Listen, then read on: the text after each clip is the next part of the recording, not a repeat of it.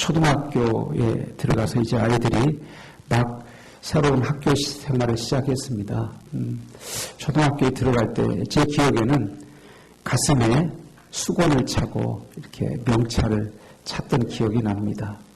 그리고 그렇게 수건을 차고 명찰을 차고 가서 제일 먼저 한 일이 뭐냐면 줄 서는 거. 앞으로 나란히, 앞사람이 이렇게 앞으로 나란히 줄 섰습니다. 그렇게 줄을 세우는 이유가 뭘까? 물론 몇 명인지 인원수를 파악하고 하는 것도 중요하지만 그렇게 줄을 서는 동안에 자연스럽게 몸에 기억되고 배는 게 있습니다. 그것만 하면 내가 새로운 곳에 왔구나. 내가 학교에 들어왔구나. 그리고 옆에 있는 내 친구들이 같은 반 동료구나 라는 것을 자연스럽게 기억하는 것이죠. 이게 굉장히 중요한 것입니다. 우리가 몸으로 반복적으로 행하게 되면 몸으로 행하는 것은 뇌의 기억이 됩니다. 뇌의 기억이 되면 그것은 그냥 본능적으로 몸을 움직이는 거죠. 그래서 제일 먼저 하는 일이 그렇게 줄을 세우는 제식의식이에요. 군대에도 가면 첫 번째 훈련하는 일이 또 총을 들고 총을 쏴 그런 훈련을 하지 않습니다. 군대도 가면 처음 하는 일이 줄 세우는 일이에요. 그리고 발을 맞춰서 같이 걷도록 하는 것이죠. 그렇게 발을 맞춰서 같이 걷도록 할 때 서로가 마음을 주고받는 거예요. 서로 옆 사람을 보면서 또 의식하면서 걷게 되는 것이죠. 여러분, 몸으로 반복적으로 행하는 것은 뇌가 기억하고 그래서 이제 군인들은 휴가 나와도 자기보다 계급이 높은 상사를 보면 본능적으로 손이 머리로 올라갑니다. 그래서 경례를 합니다. 왜요? 그냥 그게 본능이에요. 몸이 익혀졌고 뇌가 그걸 기억하고 뇌는 그런 상황이 되면 몸을 그렇게 작동시킵니다. 그렇게 작동시켜요. 그래서 우리가 이 몸짓이라고 하는 것, 우리가 해야 하는 이 몸짓이라는 건 굉장히 중요합니다. 굉장히 중요해요. 심지어는 성경에 축복이라는 말 자체도 가베드라고 하는 무겁다라는 말과 또 무릎을 꿇다라는 말에서 왔어요. 그러니까 축복은 하나님 앞에 우리가 온전히 무릎을 꿇을 때, 여러분 무릎을 꿇는 행위는, 절하는 행위는 내가 그분을 어떻게 하겠다는 거예요? 경배하고 높이겠다는 것입니다. 하나님 앞에 무릎을 꿇을 때, 하나님을 높일 때 하나님께서 영광을 받으시고 우리에게 축복해 주신 줄 믿으시기 바랍니다. 근데 우리가 이렇게 다 예배의 의자에 앉았지 않습니까? 여러분 마음으로 무릎을 꿇으신 줄 믿으시기 바랍니다. 예, 그게 중요한 거예요. 중요한 거예요. 또 우리가 반복적으로 하는 일 가운데 교회에서 절기가 되면 성찬식을 행합니다. 특별히 예수님께서는 잡히시기 전날 밤에 성찬식을 베푸시면서 이렇게 말씀하셨어요. 이것을 행하여 나를 기념하라. 기억하라는 것이죠. 반복적으로 행하면 우리가 기억할 수 있습니다. 예수님께서 그래서 성찬을 행하여 나를 기념하라 말씀하셨고 그 성찬은 두 가지입니다. 하나는 떡이요, 하나는 잔입니다. 이 피는 생명을 가리킵니다. 그래서 예수님께서 흘리신 보혈의 피는 내가 죄로 말미암아 죽을 수밖에 없는 죄인이었는데 이제 죄를 다 씻어주시고 새로운 생명, 새 생명을 주셨다라고 하는 그런 우리에게 약속입니다. 그리고 떡은 예수 그리스도와 한마음을 이루는 연합이에요. 그리고 떡은 교회를 상징합니다. 본래 성찬식 때 우리는 이제 떡을 이제 이렇게 나눠진 작은 그 전병을 이렇게 나눠서 먹는데 초대교회에서는 떡을 한 덩어리, 빵 큰 한 덩어리를 가지고 조금씩 나누어서 돌려서 먹었습니다. 그래서 그 말씀이 오늘 말씀에 있습니다. 17절에 있는 말씀입니다. 17절에 있는 말씀에 보면 떡을 행하여 많은 우리가 하나님이 이는 우리가 다 한 떡에 참여함이니라. 성찬 우리가 이제 성도들이 많아서 또 이제 성찬식이 그렇게 시간을 굉장히 많이 효율성이라는 것이 우리에게 다 좋은 것만은 아니에요. 초대교회는 떡 큰 덩어리 하나 가지고 다 나눠 먹으면서 우리는 하나다.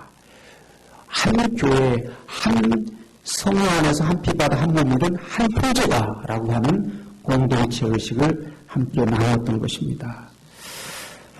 구약은 마찬가지입니다.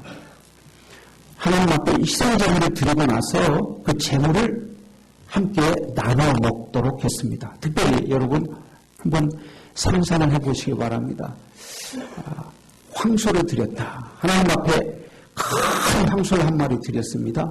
그런데 이 황소의 희생제사는 반드시 그날 다음 이틀까지만 먹도록 돼 있어요. 3일째 되면 불살라버리라는 것이죠. 만약에 3일째 되는 날도 그 제물을 조금이라도 먹으면 부정한 것이 되고 죄가 된다는 거예요. 그러니까 황소 한 마리를 드리고 그리고 그것을 이틀 동안에 혼자 먹을 수 있겠습니까? 아무도 혼자 먹을 수 있는 사람이 없어요. 그러니까 희생 제물은 다 같이 나눠 먹는 것입니다. 그래서 나눠 먹는다는 것은 뭐냐면 우리가 드려진 하나님과의 하나의 교제로 함께 나눠먹는 함께 희생제사를 드린 모든 성도들과의 교제를 말합니다. 경배의 대상, 하나님과 합의를 말하고 하나님과 교제를 하는 것이죠. 속담에 그런 말이 있습니다. 우리에게 입이 열려야 마음이 열린다라는 말이 있어요. 입이 열려야 마음이 열린다. 그래서 사람 교제 가운데도 제일 먼저 하는 일이 언제 식사 한번 같이 합시다라고 인사하죠. 그리고 식사를 한번 같이 하면 상당히 가까워집니다. 함께 식사한다는 것은 중요한 의미가 있는데 아주 심리학자들은 그런 얘기를 합니다. 함께 식사할 때 동료의식을 느낀다는 거예요. 적으로 인간은 사람은 본능적으로 자기 방어 본능이었는데 그 함께 먹을 것을 나눈다는 것은 당신이 나와 적이 아닙니다. 당신이 나와 이제 한 친구입니다. 동료입니다. 그걸 느낀다는 것이죠. 그렇게 함께 식사를 나눈다는 것은 굉장히 중요한 거예요. 그런데 이렇게 중요한 것, 특별히 공덕교회 성도들 가운데는 이미 성찬식에 참여함으로 말미암아 우리는 예수 그리스도의 피와 떡을 먹었으므로 영원했다. 그러니까 우리에게는 어떠한 상황에 처해지더라도 이제는 이 영생을 받았기 때문에 우상의 제물에 드려진 우상의 제사에 드리더라도 우리는 아무런 영향을 받지 않는다. 신은 하나님 한 분 외에는 없기 때문에 우상 제사에 우리가 참여한다 할지라도 그 우상 제사의 의식에 우리는 아무런 영향을 받지 않는다. 그러면서 이스미스 그 축제에 우상 제물을 드리는 곳에 제사를 드리곤 했습니다. 그런데 바울은 그거에 대해서 아니다. 우상 숭배다. 왜냐하면 담대하고 강한 자는 그렇게 할 수 있지만 그러나 믿음이 연약한 자는 우상 앞에 제사를 드리면서 우상 앞에 제사 드린다는 것이 뭐냐? 그 우상 자체가 귀신이 아니냐는 것이죠. 그 말씀이 우리에게 아주 중요한 말씀인데 20절에 있는 말씀입니다. 우리 20절에 있는 말씀은 중요한 말씀인데 함께 다시 한번 읽도록 하겠습니다. 시작.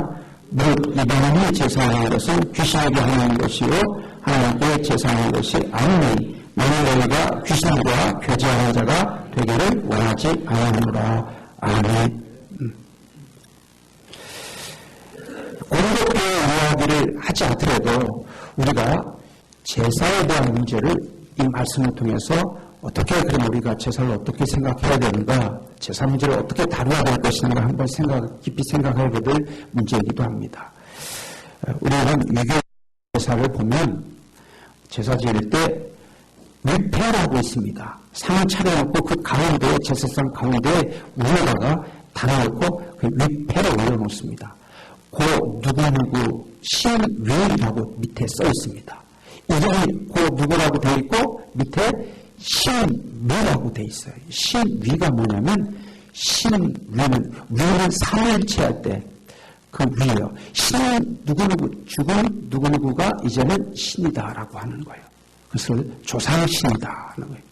죽자마자 조상신이 되는 거예요. 그리고 그 조상신에게 제사 음식을 잘 드려야 조상신이 와서 먹고 자녀 자손을 축복해 준다라고 하는 것이 이제 유교식 제사의 본질입니다. 그래서 우리가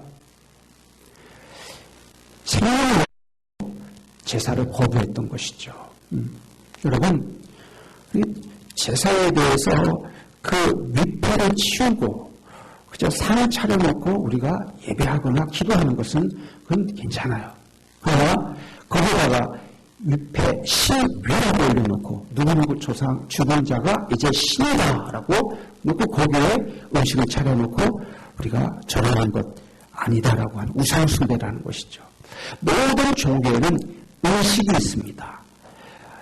그 종교의 의식은 뭐냐면 그 드려지는 신과 교제의 합의를 의미합니다. 그러니까 우리가 우상의 제사 지낼 때 조상신과 교제하고 합의를 하나로 이루는 거예요. 그럼 우리가 귀신과 합의를 이룬다고 하는 것이죠. 그래서 바울이 지금 고린도 교회에 그 우상에 바쳐지는 제사들을 그런 제사의식에 대해서 분명하게 말하고 있습니다. 이방인이 제사하는 것은 귀신에게 하는 것이다. 그렇기 때문에 하나님 앞에 제사하는 것이 아니고 우상에게 제사하는 귀신에게 제사하는 것이기 때문에 어찌 성도가 귀신과 교제할 수 있겠느냐 하는 거예요. 귀신과. 특별히 그렇게 제사한 다음에 지낸 다음에 그 다음에 하는 의식이 뭐냐면 그 우상에 바쳐진 고기를 나눠 먹는 거예요. 먹을 때 그것이 몸으로 행해지는 것입니다. 몸으로 행해지는 것은 누가? 뇌가 기억해요. 뇌가 기억하면 그것이 이제 우리 가운데 귀신과 교제하는 것이 자연스럽게 몸으로 들어온다는 거예요. 우리가 몸에 그것이 배인다는 것이죠. 배인다는 거예요. 나도 배인다고 하는 것이죠. 여러분, 제사의들 때문에 우리가 교회 나와서 많은 핍박을 받았습니다. 심지어는 교회 다니기 때문에 제사 지내지 않는다라고 하는 것 때문에 형제들로부터 배척을 당하고 또 모든 교제도 끊기고 그런 아픔을 당한 경우가 많습니다. 그러나 분명하게 고백하는 것은 죽은 자가 신이 되어서 우리를 돌보는 것이 아니라 오직 우리를 주관하시고 우리를 다스리시고 우리에게 축복을 주시고 우리의 생사와 화복을 주관하시는 분은 하나님 한 분 외에는 없는 줄 믿으시기 바랍니다. 그런데 우리가 제사 지내는 것에 대해서 어떻게 우리가 그러면 접근할 수 있겠느냐? 위패를 지는 제사는 안 된다고 하는 것이죠. 치우고 기도하든가 아니면 형제 모시고 제사를 지낸다면 그 장소는 우리가 이제 물러나야죠. 그리고 제사 다 지낸 다음에 하든가 아니면 물러나서 우리가 다만 우리는 뭐 하는 거예요? 조상을 추모하는 것입니다. 기억하고 그 조상의 가르침과 삶을 다시 되새기면서 아버님이 이렇게 살라 말씀하셨어. 아버님 이렇게 사셨어. 어머님이 이렇게 말씀하셨어. 어머님이 이렇게 살라고 말씀하셨어. 그래서 추억하면서 형제들이 다시금 기억하고 우리가 추모하는 예배로 드릴 수 있길 바랍니다. 예. 그래서 우리가 항상 설과 추석 전에는 예배의 양식을 비치해 놓고 이대로 예배 드리세요라고 우리가 안내하고 있습니다. 자, 오늘 하나 들으시면 그러나 오늘 여러분 칼럼에 제가 신약시대의 귀신에 대해서 말씀을 잘 적어드렸습니다. 한번 가져가셔서 읽어보시고요. 특별히 신약시대의 사단은 하나님을 도왔던 천사들이었습니다. 하나님을 도왔던 천사들이 하나님을 대적하고 타락한 거예요. 그래서 어쩌면 사단은 예수 그리스도를 믿는 주의 백성들에게 실패하도록 미혹하고 또 유혹합니다. 죄를 짓도록 유혹하는 것이죠. 그런데 그 유혹이라고 하는 것이 우리가 아주 험한 얼굴로 다가오는 것이 아니라고 하는 것이죠. 조금씩 타협하도록 찾아옵니다. 그래서 우리가 우상숭배가 가장 하나님께서 싫어하시고 또 사단이 가장 쉽게 또 가장 치밀하게 그리고 가장 강하게 우리에게 이제 들어오는 통로라고 하는 거예요. 통로라고. 사랑하는 여러분, 우리가 이 땅에 살아가면서 늘 하나님께서 우리에게 실패하지 않고 승리할 수 있기를 항상 원하시고 또 승리하고 또 기뻐할 수 있도록 성령님께서 우리를 인도하십니다. 우리가 미혹의 영에 이끌어가는 것이 아니라 성령 충만함으로 성령의 인도하심을 구할 수 있기를 주의 이름으로 축원합니다. 예?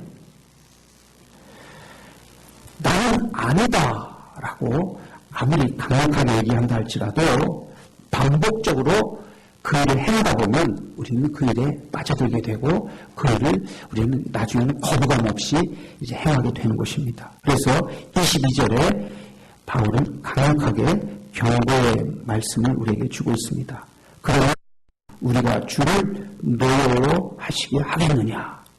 우리가 주보다 강한 자냐? 여러분, 우리는 연약한 자들입니다. 우리는 연약한 자들이에요. 특별히 이 연약하기 때문에 늘 성령의 인도하심을 구해야 되고 또 성령님께서 우리 가운데 충만히 임하시는 그 인도함을 구하기 위해서 이렇게 주일에 주의 성전에 나와서 예배 드리는 것입니다. 뭐라고 하는 것이 우상으로 바쳐지는 것뿐만 아니라 우리가 주일에 드린 예배, 수요일에 드린 예배, 구역에 드린 예배, 새벽에 드린 예배를 여러분 꼭 다시 한번 되짚어야 됩니다. 의식이라고 하는 것은 드려지는 존재와 드려지는 대상이 함께 합의를 이루는 거다 그랬습니다. 오늘 이 자리에 나와서 우리가 예배할 때 누구한테 드렸습니까? 하나님께 드렸고 우리가 하나님과 교제하는 시간입니다. 그리고 하나님께서 이 시간에 우리에게 축복해 주는 시간입니다. 네. 그런데 이 몸을 기억하는 것 또한 우리가 한계가 있다는 것이죠. 무슨 얘기냐? 여러분이 주일에 한번 빠지면 일주일이 그냥 지나갑니다. 그럼 교회가 굉장히 멀어지게 됩니다. 일주일, 한 주도 빠지고 2주 빠지고 한 달 정도 빠지게 되면 교회 예배가 까마득하게 멀어집니다. 그래서 우리가 예배 빠지지 않고 드려지는 것, 몸을 다시 기억하도록 하는 것이요. 몸을 기억할 때 우리의 뇌에 기억되고 우리 마음에 기억되는 것입니다. 그래서 예배가 소중한 거예요. 이 시간에 그 은혜가 충만히 함께 하시길 축원합니다. 그래서 저는 새벽 예배 여러분이 힘들지만 새벽에 그 민원이 잠을 깨우고 나와서 예배할 수 있는 자가 되기를 소원합니다.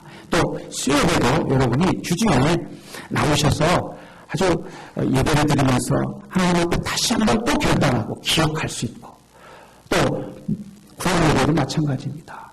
구약 예배도 여러분이 꼭 함께 얼마나 예배인지 몰라요. 구약 예배가 구약 식구들 통해서 함께 그 가운데 믿음이 자랍니다. 그리고 깊은 성도의 교제가 있습니다. 우리가 깊은 교제를 나눌 수가 없습니다. 그러나 구약 예배를 통해서 우리가 아주 깊은 교제를 나누고 인격적 만남을 가질 수 있어요. 이 구약 예배를 여러분 꼭 소중하게 여기시고 함께 예배 드릴 수 있기를 바랍니다. 예. 구역장님들이 전화해서 오늘 예배 드리겠습니다. 또 찾아가서 예배 드리시죠. 라고 얘기할 때 여러분 거부하지 않고 예 그러겠습니다 라고 시간을 내어서 함께 참여하시기 바랍니다. 우리가 한 주 한 주 예배 드리는 게 소홀히 할 때 무슨 일이 일어나는가 하는 거예요. 성경이 가까워지고 예배 횟수가 줄어들고 점점 더 가까워지는 게 있습니다. 그 뭐냐면 사단이 우리를 노리고 있는 거예요. 같이 사단이 예배드리지 못하도록 만들고 여러분 예배드릴 수 없는 이유를 찾으면 100가지도 넘습니다. 바쁘다 뭐다 한없이 많습니다. 그러나 우리는 예배드릴 이유가 딱 하나밖에 없습니다. 뭐냐면 예수 그리스도는 나의 구원자이시다. 예수 그리스도가 나의 구주이시다라고 하는 그 하나예요. 예수님께서 나의 모든 상황 가운데서도 나를 구원하시고 나에게 생명을 주시고 그리고 내 어떤 상황 나를 주시는 인하늘이시다. 그러므로 우리가 예배의 자리는 마지막 사랑하는 마음으로 나오고 함께 주의 이름으로 축원합니다. 기도하시겠습니다.